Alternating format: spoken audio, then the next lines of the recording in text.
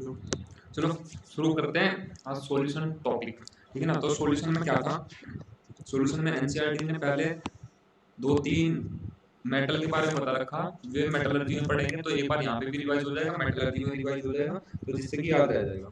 तो एक तो दे रखा है जर्मन सिल्वर के बारे में, जर्मन सिल्वर। तो जर्मन सिल्वर किस किस का मिक्सचर होता है, कॉपर का, जिंक का और निकेल का। German silver is the mixture, मतलब किसका एलॉय है, कॉपर, जिंक एंड निकेल। दूसरा दे रखा है उन्होंने ब्रोंज, ब्रोंज, ब्रोंज किसका एलॉय है, कॉपर प्लस टिन का, कॉपर प्लस टिन का। और यहीं पे याद रख लो ब्रास, ब्रास किसका एलॉय है, कॉपर प्लस जिंक, ये याद रख लो। यहाँ पे भी याद हो जाएगा और मेटलर्जी में दोबारा रिवाइज हो जाएगा। अच्छा, एक होता है रेड पॉइजन, क्योंकि सॉल्यूशन में दे रखा है एनसीईआरटी में, तो यहाँ पे भी लिखवा दे रहा हूं मैं, याद कर लेना चलते चलते। रेड पॉइजन होता है सोडियम फ्लोराइड, जिस चूहे मार दवाई बोलते हैं इसको, सोडियम फ्लोराइड, सोडियम फ्लोराइड होता है रेड पॉइजन, ठीक है ना। अच्छा, अब देखो सॉल्यूशन पढ़ते हैं पहले। सॉल्यूशन होता क्या है, सॉल्यूशन होता है mixture of two substance, mixture of two और मोर सब्सटेंस, दो तो होने चाहिए लेकिन उससे ज्यादा भी हो कोई दिक्कत नहीं होगा, टू और मोर सब्सटेंस। क्या क्या चीज पाई जाती है सॉल्यूशन के अंदर, एक तो नेसेसरी कंडीशन लिखा हमने पहले ही, एक तो होगा सॉल्वेंट, एक होगा सॉल्यूट, एक होगा सॉल्वेंट, एक होगा सॉल्यूट। जो मोर अमाउंट में प्रेजेंट होगा, जो ज्यादा मात्रा में प्रेजेंट होगा उसको बोलेंगे सॉल्वेंट, और जो कम मात्रा में प्रेजेंट होगा उसको बोलेंगे सॉल्यूट। जैसे पानी के अंदर नमक मिला दो, एक गिलास पानी ले उसके अंदर 1 चम्मच नमक मिला दो, तो पानी ज्यादा है नमक के कंपेयर में, तो पानी क्या होगा, सॉल्वेंट, और नमक क्या होगा हमारा, सॉल्यूट। लेकिन अगर कभी कभी ये पूछ ले जाता है, मान लो पानी के अंदर अल्कोहल मिला दी, मान लो 100 मिलीलीटर पानी में हमने 20 ml अल्कोहल मिला दी, तो ज्यादा पानी है तो वहां पे भी पानी किसकी तरह बिहेव करेगा, सॉल्वेंट की तरह, और अल्कोहल किसकी तरह बिहेव करेगी, सॉल्यूट की तरह। लेकिन अगर 50-50 कर दे, 50 मिलीलीटर ही अल्कोहल कर दे, 50 मिलीलीटर ही क्या कर दे, वाटर कर दे, तो अब दोनों इक्वल हो गए, तो कौन सॉल्यूट कौन सॉल्वेंट। तो ध्यान रखना एक condition, component which is having less boiling point, इसका क्या होगा, बॉइलिंग पॉइंट क्या होगा, कम, वो बिहेव किसकी तरह करेगा, सॉल्वेंट की तरह। अब देखो अल्कोहल है, वाटर है, तो लेस बॉइलिंग पॉइंट किसका होता है, अल्कोहल का, क्योंकि अल्कोहल तो रखी उड़ भी जाती है ना, तो बॉइलिंग पॉइंट कम किसका होता है, अल्कोहल का। तो अगर 50 ml अल्कोहल है, 50 ml पानी में मिला दी, तो इस केस में alcohol behave as a solvent. ध्यान रखना जिसका क्या होगा, बॉइलिंग पॉइंट कम होगा, वो सॉल्वेंट की तरह बिहेव करेगा, अगर इक्वल मात्रा में मिला रखे है तो, ठीक है ना। अब सॉल्यूशन को हम कैसे क्लासिफाई कर सकते हैं, सॉल्यूशन बाइनरी सॉल्यूशन ही पढ़ेंगे हम मोस्टली, तो बाइनरी सॉल्यूशन, बाइनरी सॉल्यूशन में क्या होगा, एक अपना सॉल्वेंट हो जाएगा और दूसरा अपना सॉल्यूट हो जाएगा। मान लो टर्नरी सॉल्यूशन दे दिया, टर्नरी सॉल्यूशन, टर्नरी सॉल्यूशन में दो पार्ट तो मतलब दो कंपोनेंट तो किसके हो जाएंगे, सॉल्यूट के, और एक कंपोनेंट किसका हो जाएगा, सॉल्यूट सॉल्वेंट का। तो ऐसे क्वाटरनरी सॉल्यूशन वगैरह भी हो सकता है, लेकिन अपने कोर्स में क्या है, सिर्फ बाइनरी सॉल्यूशन है, तो हम सिर्फ और सिर्फ बाइनरी सॉल्यूशन को पढ़ेंगे, जिसमें एक पार्ट क्या होता है सॉल्वेंट और दूसरा पार्ट क्या होता है सॉल्यूट। कोई दिक्कत यहाँ तक। अब थोड़ी सी कंसंट्रेशन की टर्म को डिफाइन करते हैं, टर्म्स ऑफ कंसंट्रेशन। सबसे पहले पढ़ते हैं mass percentage, mass percentage. Mass percentage क्या है, मास परसेंटेज का फॉर्मूला होता है mass of solute divide by total mass of solution, total mass of solution, और परसेंटेज काटनी इनटू 100 निकाल दो। तो मान लो मेरे पास एक 100 ग्राम का सॉल्यूशन है, मेरे पास एक 100 ग्राम का सॉल्यूशन है, और उसमें 20% क्या है, 20 ग्राम क्या है, सॉल्यूट है। मान लो मेरे पास 100 ग्राम NaCl का सॉल्यूशन है, यहाँ पे लिखा हमने 100 ग्राम्स NaCl का सॉल्यूशन है, NaCl का सॉल्यूशन। तो अगर मेरे से कोई पूछने लगे मास परसेंट ऑफ NaCl। इसके अंदर कितने परसेंट NaCl है? तो मान लो 100 ग्राम का NaCl का सॉल्यूशन था और उसमें 20 ग्राम NaCl डिसोल्व कर रखा था। 20 ग्राम NaCl क्या कर रखा था मैंने? डिसोल्व। तो मास परसेंट ऑफ NaCl कितना आ गया? 20। टोटल वेट ऑफ सॉल्यूशन कितना है? 100 इंटू 100। तो 20% क्या है? इसकी स्ट्रेंथ है NaCl की। या तो कोई दिक्कत? या तो कोई दिक्कत? चलो, तो मास परसेंट को हम दिखाते हैं वेट बाय वेट। वेट किसका होगा? ये ऊपर वाला वेट होता है सोल्यूट का और नीचे वाला वेट होता है सॉल्यूशन का। सोलवेंट का वेट मत ले लेना, वेट ऑफ सॉल्यूशन होता है। वेट और मास, यहाँ पे वेट और मास पर एक ही चीज होती है, चाहे वेट लगा लो चाहे मास लगा लो। ठीक है, ठीक। अब दूसरा आता है volume percentage. Volume percentage, volume percentage को हम दिखाते हैं कौन से सिंबल से? V/V से। मान लो कहीं पे एक चीज लिख रखी है, एक चीज लिख रखी है 10% ग्लूकोज इन वाटर। तो अगर कहीं पे ये लिख रखा है आपका 10% ग्लूकोज इन वाटर, इसका क्या मतलब है कि 10 ml of glucose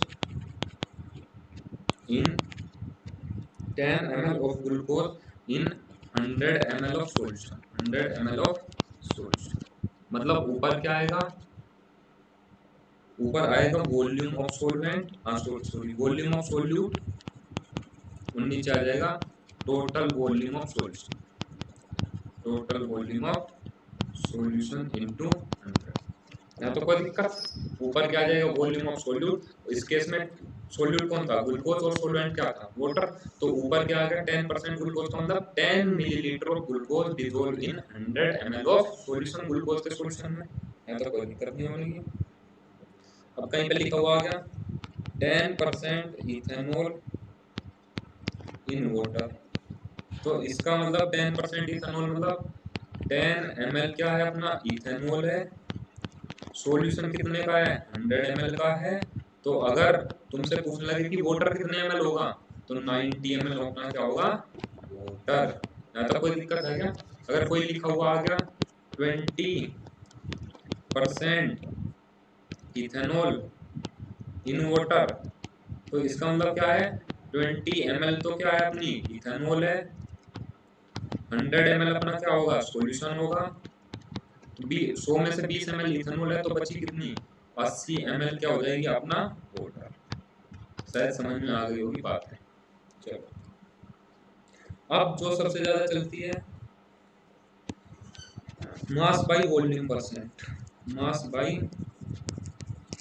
volume percent. हम इसको कैसे लिखेंगे? मास बाय वॉल्यूम परसेंट, जिसको दिखाते हैं हम weight by volume. Weight by volume मतलब weight of solute, weight of solute divide bye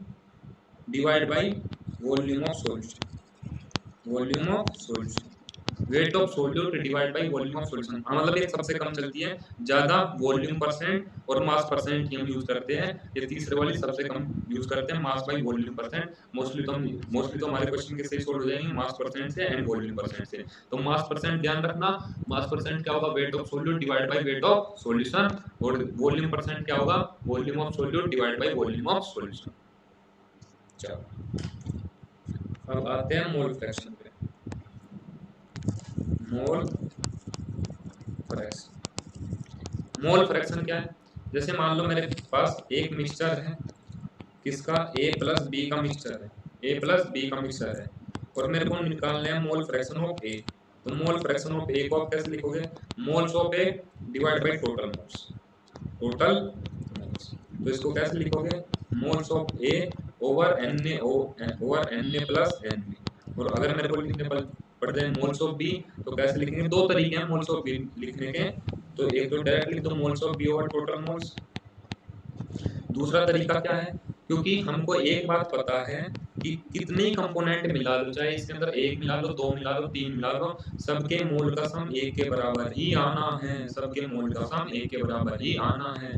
अगर आपको X A mole fraction of A क्या हो गया? नॉन हो गया। तो मोल फ्रैक्शन ऑफ बी आप कैसे निकालोगे? 1 माइनस एक्स। एक मिनट साउंड वगैरह चेक कर लेते हैं, जा रही है या नहीं। लो चलो, तो अगर आपको मोल फ्रैक्शन ऑफ ए पता लग गया, मोल फ्रैक्शन ऑफ बी, आपको मोल ऑफ बी निकालने में मतलब इस फॉर्मूले से नहीं जाना चाहते, डायरेक्ट फॉर्मूले से क्या कर दो, उसको माइनस कर दो, या तो कोई दिक्कत।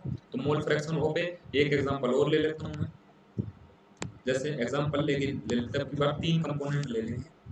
मान लो इसके अंदर N2 गैस है, O2 गैस है और हीलियम गैस है। N2 के 2 मोल है, ऑक्सीजन के 4 मोल है, हीलियम के 6 मोल है। तो अगर कोई कहने लगे कि मोल फ्रैक्शन ऑफ N2 निकाल दो, मोल फ्रैक्शन ऑफ N2 कितना आएगा, 2 moles of N2 divide by total moles, 6 4 10 2 12, 1/6। Mole fraction of O2 निकाल दो तो 4/12, 4 3 12। मोल फ्रैक्शन ऑफ हीलियम निकाल दो 6/12। तो टोटल मोल्स किसके बराबर हो जाएंगे, 1 प्लस, मतलब तीनों का सम क्या आना चाहिए, 1 आना चाहिए, नहीं आना चाहिए, अभी देख लेना 1 ही आएगा। 6 प्लस 2 प्लस 3, 3 और 2 5 और 6, देखो एक ही आया, चाहे 4 कंपोनेंट मिला लो चाहे उससे ज्यादा मिला लो, हमेशा सम किसके बराबर आएगा, 1 के बराबर ही आना है। तो मोल फ्रैक्शन भी अपना क्या होगा, कंप्लीट हो गया। अब नेक्स्ट पे चलते हैं, मोलैरिटी। पहले पढ़ेंगे मोलैरिटी, देन पढ़ेंगे मोलैलिटी। मोलैरिटी इसमें कम यूज होती है, तो यहाँ पे आपका मोल कंसेप्ट का भी काफी सारा टॉपिक क्या हो गया, कंप्लीट हो गया। सिर्फ इक्विवेलेंस वगैरह बच गए, वो मैं करा दूंगा बाद में किसी दिन। मोलैरिटी क्या होगा, मोलैरिटी होता है number of moles of solute, moles of solute divide by, यहाँ पे ध्यान करना, volume of solution, volume of solution. और हमेशा वॉल्यूम ऑफ सॉल्यूशन आपको किस में लेना है, लीटर में। और जनरली अगर क्वेश्चन में लिख रखा है कि इसकी कंसंट्रेशन इतनी है, तो कंसंट्रेशन का रिप्रेजेंटेशन होता है जनरली बात कर रहा हूं मैं, जब तक वो मेंशन ना करे, तो कंसंट्रेशन का मतलब क्या होता है, मोलैरिटी। ठीक है ना, जैसे क्वेश्चन में लिख देते हैं ना कि NH3 की कंसंट्रेशन है मान लो 0.2, NH3 की कंसंट्रेशन है 0.2, तो कंसंट्रेशन ऑफ NH3 मान लो हमको कितनी दे रखी है, 0.2। इसका मतलब है मोलैरिटी ऑफ NH3 कितनी दे रखी है, 0.2। इसका मतलब क्या है कि मोलैरिटी ऑफ NH3 कितनी दे रखी है, 0.2। इसका मतलब क्या है, 0.2 मोल्स इन 1 लीटर, इन 1 लीटर सॉल्यूशन। तो अगर आपको NH3 के मोल्स निकालने पड़ जाए और मोलैरिटी दे रखी है, तो वॉल्यूम ऑफ सॉल्यूशन आपको कितना मान लेना, 1। ये अंडरस्टूड होता है, वॉल्यूम ऑफ सॉल्यूशन कितना मान लेना, 1। तो मोलैरिटी ऑफ NH3 आपको दे रखी मान लो 0.2, तो moles of NH3 divide by volume of solution कितना हो जाएगा, 1। तो मोल्स ऑफ NH3 भी कितने आ जाने हैं आपके, 0. तो कोई दिक्कत आएगा, आई होप कोई दिक्कत नहीं होगी। अब पढ़ते हैं मोलैलिटी। मोलैलिटी और मोलैलिटी इस चैप्टर के लिए बहुत ज्यादा इंपॉर्टेंट है, तो कृपया करके इस फॉर्मूले पे थोड़ी ध्यान देना। मोलैलिटी क्या होता है, मोलैलिटी को हम दिखाते हैं स्मॉल m से, और मोलैरिटी को दिखाते हैं हम कैपिटल M से। ठीक है, तो मोलैलिटी हो जाएगा number of moles of solute, number of moles of solute divide by weight of solution, weight of solution. और वेट ऑफ सॉल्यूशन हमेशा आपको किसमें लेना, केजी में। या ध्यान रखना, वेट ऑफ सॉल्यूशन हमेशा किसमें लेना, केजी में। वहां पे क्या था, वॉल्यूम ऑफ सॉल्यूशन, लेकिन वॉल्यूम ऑफ सॉल्यूशन किसमें था, लीटर में। मोलैरिटी, मोलैरिटी वो लीटर ही कह रहा पीछे, मोलैरिटी लीटर ही है उसके पीछे, तो वॉल्यूम किसमें लेना आपको, लीटर में। और यहाँ पे मोलैलिटी है, लिटी है, तो यहाँ पे क्या लेना है, वेट ऑफ सॉल्यूशन, और वो किसमें लेना है, केजी में। यहाँ तक कोई दिक्कत नहीं होगी मेरे हिसाब से। अच्छा, अब पढ़ते हैं solubility, solubility of a solid in a liquid। किसी सॉलिड को अगर हमको किसमें क्या करना, लिक्विड में डिसोल्व करना। जैसे नमक है, NaCl है, NaCl इज सॉलिड, और उसको किसमें डिसोल्व करना, पानी में। तो अगर नमक और पानी का हमको क्या बनाना, सॉल्यूशन बनाना है, तो अगर हमको सॉल्यूशन बनाना है नमक और पानी का, तो हम किसको डिसोल्व कर रहे हैं, सॉलिड को किसमें डिसोल्व कर रहे हैं, लिक्विड में। जनरली एक वर्ड यूज किया जाता है, like dissolve like, like dissolve like. मतलब जो जैसा है वो ऐसे ही पदार्थ में घुलेगा। मान लो कोई ऑर्गेनिक कंपाउंड है वो, तो जनरली वो ऑर्गेनिक कंपाउंड में ही घुलना पसंद करेगा। इनऑर्गेनिक कंपाउंड है तो किसमें घुलना पसंद करेगा? इनऑर्गेनिक कंपाउंड में ही घुलना पसंद करेगा। जैसे NaCl है, NaCl इनऑर्गेनिक कंपाउंड है, पानी भी इनऑर्गेनिक कंपाउंड है, तो इजीली पानी में क्या हो जाता है? डिसॉल्व हो जाता है। तो एक वर्ड याद रखना, लाइक डिसॉल्व, लाइक, जो कि एनसीईआरटी में गिवन है। अच्छा, अब आता है सैचुरेटेड सॉल्यूशन, अनसैचुरेटेड सॉल्यूशन। हम पढ़ते हैं क्योंकि एनसीईआरटी में गिवन है तो हम पढ़ेंगे जरूर इसको। बहुत आसान टॉपिक है। सॉल्यूशन होगा सैचुरेटेड सॉल्यूशन, सैचुरेटेड सॉल्यूशन, और दूसरा क्या हो जाएगा? Unsaturated solution. तो अब देखो सैचुरेटेड सॉल्यूशन, सोच के देखो, एक गिलास पानी लो, उसमें 1 चम्मच नमक मिला दो, घुल जाएगा। 2 चम्मच नमक मिला दो, घुल जाएगा। लेकिन एक टाइम ऐसा आएगा जिस टेम्परेचर पे आप एक्सपेरिमेंट कर रहे होगे, उससे ज्यादा नमक उसके अंदर डिसॉल्व नहीं हो पा रहा होगा। तो जब नमक पानी के अंदर या कोई भी कंपाउंड पानी के अंदर या किसी भी सॉल्वेंट के अंदर जिस कंसंट्रेशन पे डिसॉल्व होना बंद कर जाए, तो उस टाइम पे आपका सॉल्यूशन कैसा हो जाएगा? Saturated solution. तो दिक्कत, तो सैचुरेटेड सॉल्यूशन को हम क्या करेंगे? No more solute, no more solute are dissolved, no more solute can be dissolved, no more solute can be dissolved at same temperature. देखो टेम्परेचर चेंज नहीं करना, जिस टेम्परेचर पे डिसॉल्व कर रहे थे वही टेम्परेचर रखना। Temperature same temperature and pressure, pressure भी क्रिएट कुछ चेंज नहीं करना, is called saturated solution, is called saturated solution.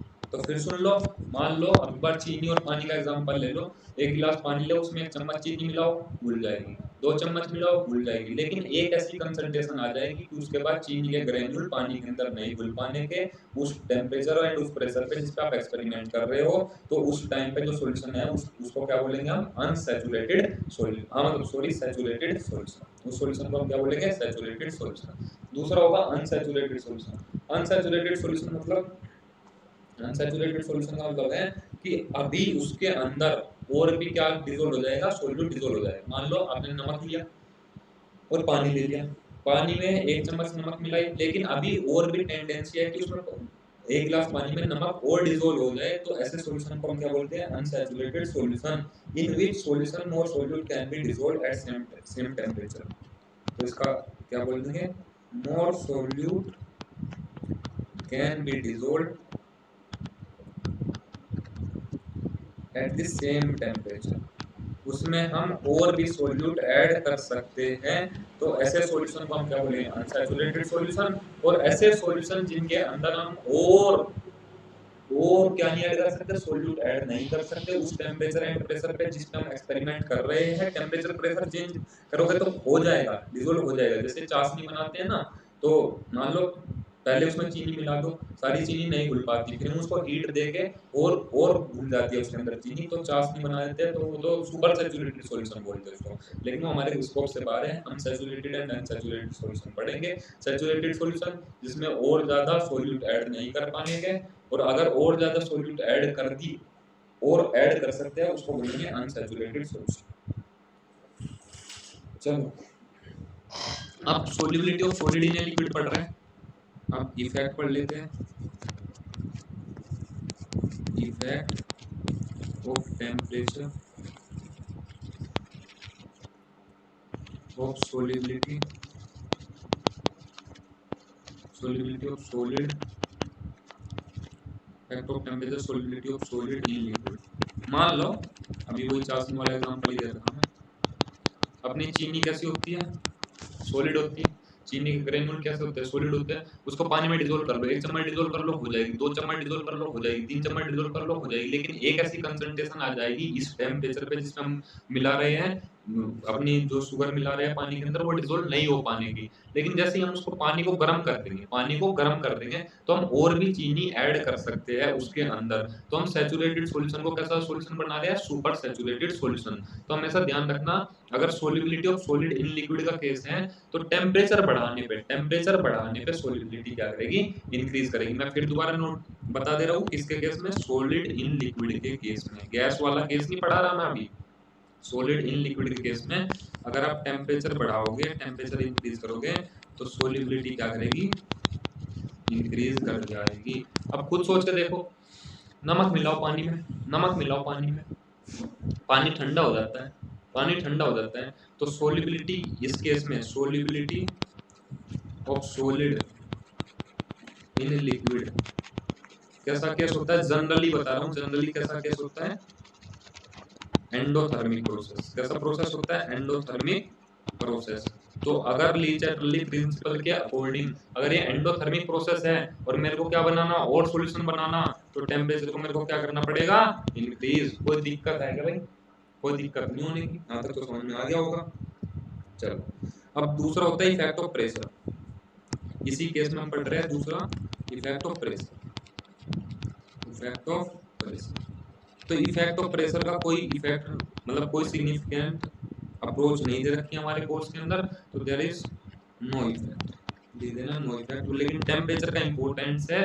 Temperature का मैं फिर बोल रहा हूँ, सॉलिड इन लिक्विड वाले केस में बता रहा हूँ, गैस को इंक्लूड नहीं कर रहा हूँ मैं यहाँ पे। सॉलिड इन लिक्विड वाले केस में अगर हम टेम्परेचर बढ़ाते हैं, अगर आप नमक और पानी या चीनी और पानी का एग्जांपल अपने माइंड में रख लोगे ना, तो साफ साफ क्लियर हो जाएगा कि टेम्परेचर बढ़ाने पे सोलिबिलिटी क्या होगी? बढ़ रही थी सॉलिड इन लिक्विड के केस। चलो, अब हम पढ़ते हैं हेनरीज लॉ। क्या पढ़ेंगे हम? Henry's law. अब यहाँ से गैस स्टार्ट हो, हेनरीज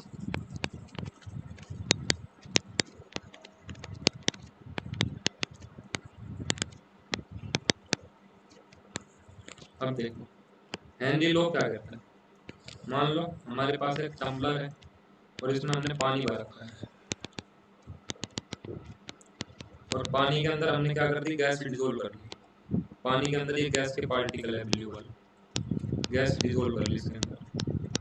तो एक बात खुद सोच के बताओ, अगर मोल फ्रैक्शन ऑफ गैस निकालना पड़ जाए इसके अंदर, मोल फ्रैक्शन ऑफ गैस निकालना पड़ जाए, दो पार्टिकल है, पानी के भी है और गैस के भी है, तो मोल फ्रैक्शन ऑफ गैस निकालना पड़ जाए तो moles of gas divide by total moles, moles of gas plus moles of water.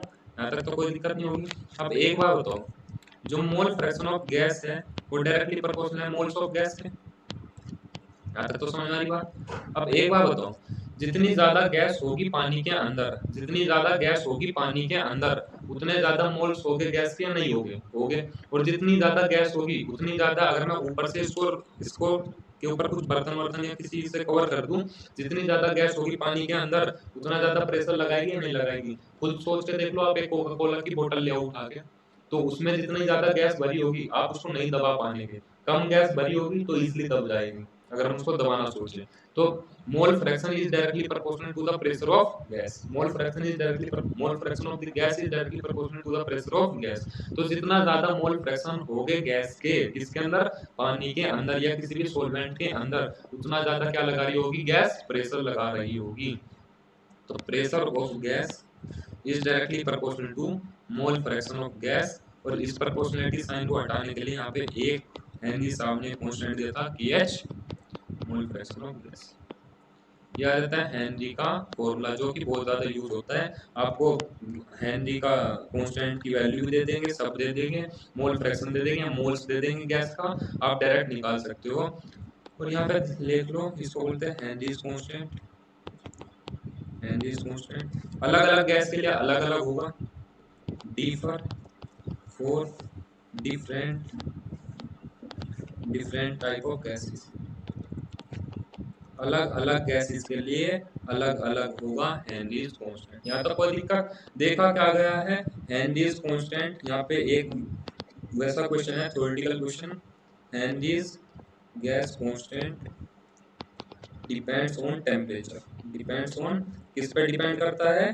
Temperature पे डिपेंड करता है हेनरी का कांस्टेंट। ये बात ध्यान रखना, हेनरी लॉ सिर्फ इतना है, जितने ज्यादा मोल फ्रैक्शन हो गए गैस के किसके अंदर, किसी भी सॉल्वेंट के अंदर, उतना ज्यादा गैस प्रेशर लगाएगी।